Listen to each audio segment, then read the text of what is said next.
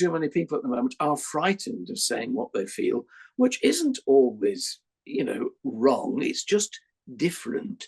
And I think we really do need to safeguard our ability to speak freely about what we feel and for opinions that differ from those of our own to be considered. I spend a lot of time interviewing politicians going on all the usual political shows, but sometimes they break out of that and they go on a different show, the show that normal people watch. And at the weekend, Keir Starmer popped up on ITV's Love Your Weekend with Alan Titchmarsh. So what's going on? Well, who better to ask than the man who interviewed him, Alan Titchmarsh. Alan, welcome to Times Radio.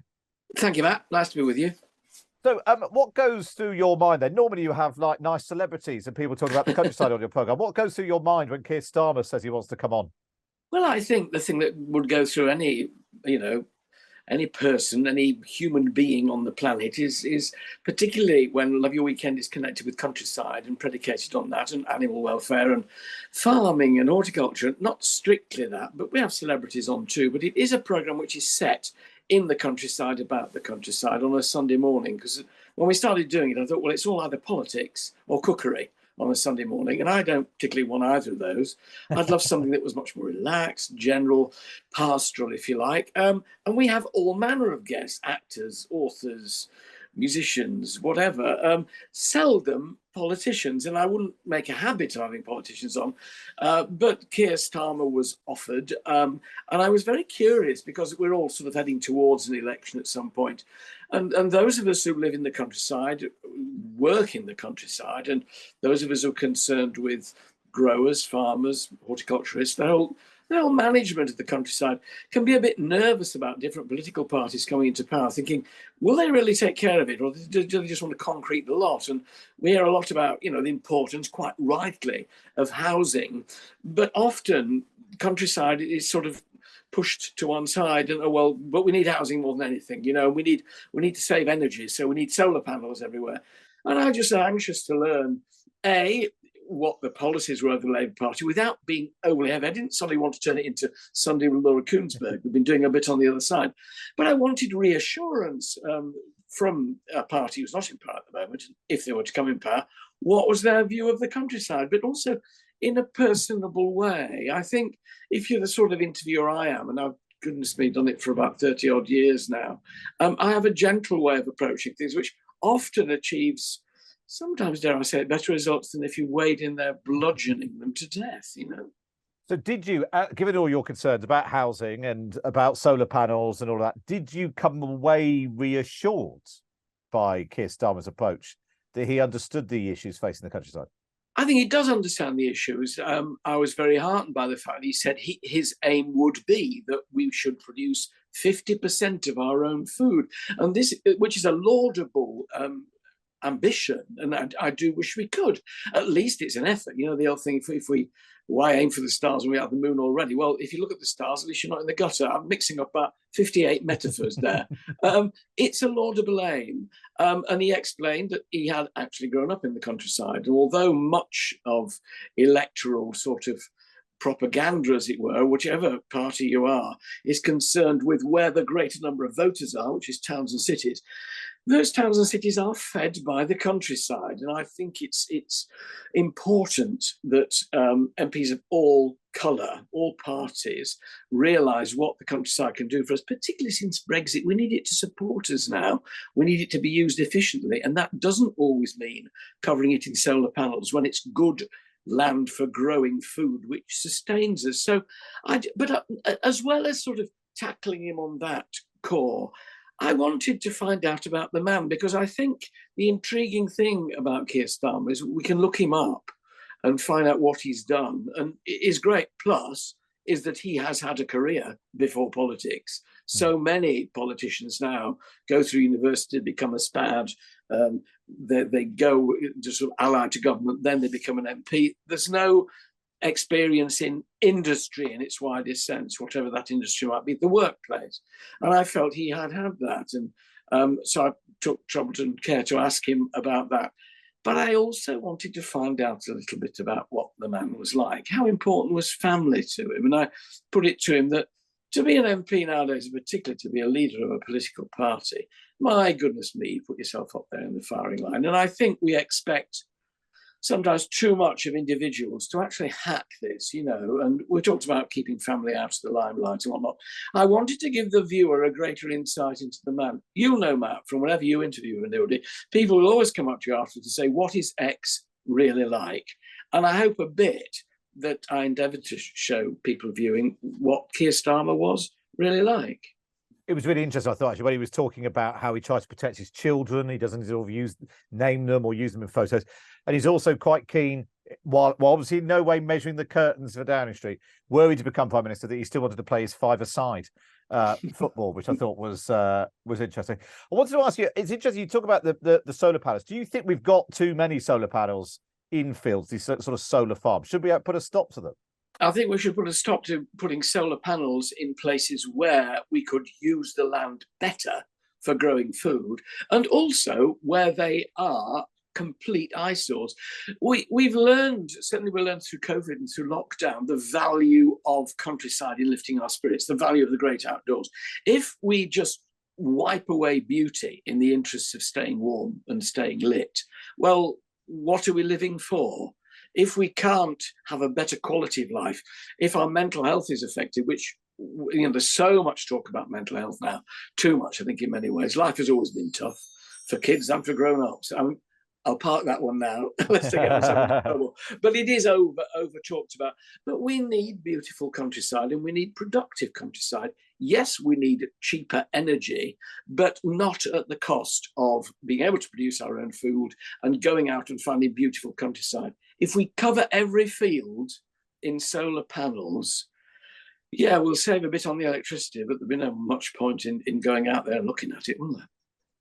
It's interesting, you mentioned not wanting to get into trouble. Do you worry about cancel culture in 2023? Do you worry that you could be cancelled? I did an interview for a paper relatively recently, a big interview feature, and it was headlined, "I'm frightened of being cancelled." I'm not frightened of being cancelled.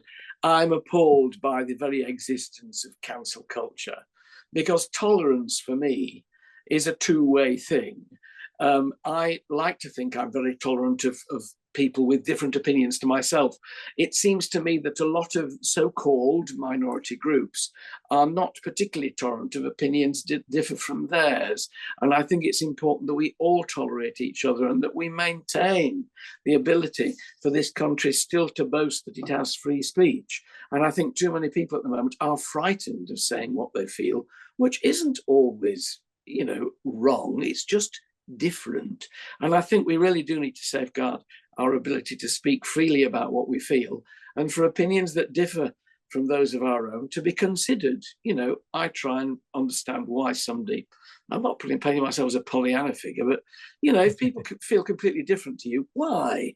Rather than just saying, you're going to be cancelled. Oh, stop it, Well, let's get back onto possibly safer territory. You're the world that you're known best for, the world of the garden. Where do you stand on the sort of rewilding, let it all just grow approach? I'm sort of trying to look after my garden. We've got the vegetables at the bottom and the flowers over there, and mow the lawn and all of that. But should I be just letting it all just all hang out and let it rewild? No, it's a question of balance, as it always is. I look out of the window here. I have a 2-acre wildflower meadow that I sowed by hand. I bought a bit of field and sowed a wildflower meadow. The other side here, I have a 1-acre garden, which is gardened. What happened here with rewilding, which is quite a complex issue, certainly for this place down in Sussex where they do it, Nep. It's an amazingly elaborate setup with Highland cattle and this, that, and the other. What they were saying was bowdlerized, and it hit the newspapers and the press as, if you want to be really environmentally responsible, you should let your garden go wild. If you do that, British wildflowers, which provide pollen, nectar, and sustenance for all manner of insect life, which is particularly important, they tend to flower from the first cowslips coming out. You can count snowdrops if you want an early bee. But we start in March, April. Flowers are finished, generally speaking, in British wildflowers by August. April, May, June, July, August, 6 months of the year, you can offer sustenance. A garden can offer sustenance to wildlife 12 months of the year. We have a 500-year legacy of plant collecting in this country, of gardening, of growing responsibly, organically, safely.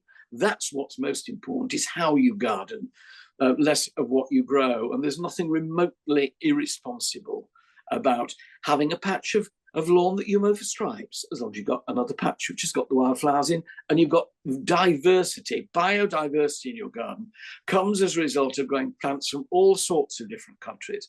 That is not irresponsible. That is responsible, and it's called gardening. And the whole rewilding thing really got out of hand. So, no, grow what you like, but grow it well and grow it responsibly.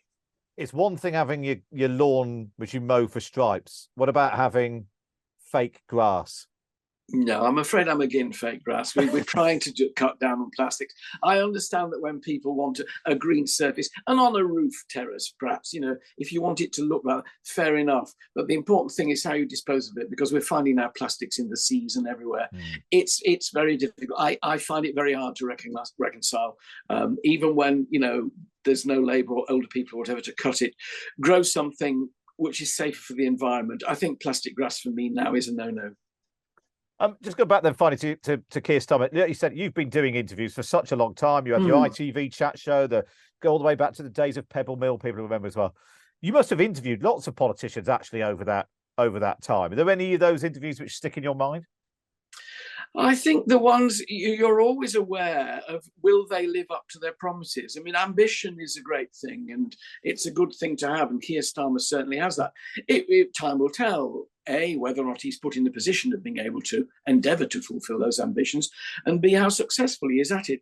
I've learned over the years from interviewing all kinds of politicians of all colours how difficult it is to move this mammoth beast of this country forward in any direction. I remember once interviewing Michael Portillo and saying, when he was Minister of Defence, and then he became doing these wonderful TV programmes about travelling on trains. I said, do you miss being able to make a difference? And he just threw back his head and laughed and said, I couldn't make a difference. And I felt sad about that. Important ministerial posts where he didn't, it may well have been modesty, and I'm sure he did make some kind of difference. I admire those politicians who go into it, and I do admire Keir Starmer's endeavours here. And he said, I said, why on earth would any human being want to do this job? And he said, because if I can make a difference, I will try. And I firmly believe that he does feel that. Whether or not he's able to with the way politics works in this country, I don't know. But I remember talking to John Major after he was out of power, and we were talking about the West Wing, which I loved on television, with Martin Sheen playing President of the United States. And I said, John, is there any, does the West Wing ring true, or is it all sort of made up? He said, one thing in particular rings true in the West Wing. He said, on one day, something will be all-consuming. It will take all your time. It will be an issue of the day. And the following day, there'll be another thing coming along that occupies you. And he said that much is absolutely true. It's very easy to be jaundiced about politicians, and indeed there are many politicians out there that I find it hard to love and hard to respect, but there are more that I find it easier to respect and that I do admire for, putting themselves up there, endeavouring to make a difference. It'll be interesting to see, A, if Keir Starmer does get in power, B, how he handles it, and C, if he can make a difference. But I did get the impression that he was a man who was genuine, who did want to make that difference. He takes flack, I think, for not being terribly good at public speaking. But in a way, I'd rather have somebody who was able to achieve more and wasn't terribly good at public speaking in a world which is now totally predicated on appearances. Yeah. And if somebody's a good orator, somehow you rather forget what they're saying because they're compelling as individuals. Perhaps it's no bad thing that he's actually not that good or not as good at standing at the dispatch box or making speeches as he is at actually achieving something. Only time will tell which way around it is. And what about if he picks up the phone, as it seems to be the fashion these days, putting people in the House of Lords, putting them in the cabinet? What about Lord Titchmarsh of Hampshire in the cabinet, in charge of countryside policy?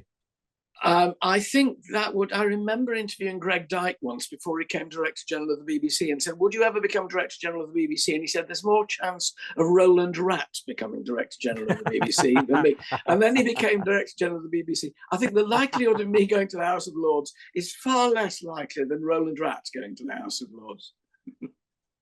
Alan Titchmarsh, lovely to speak to you. Thanks so much for joining us on Times Radio. And you, Matt. Thank you very much.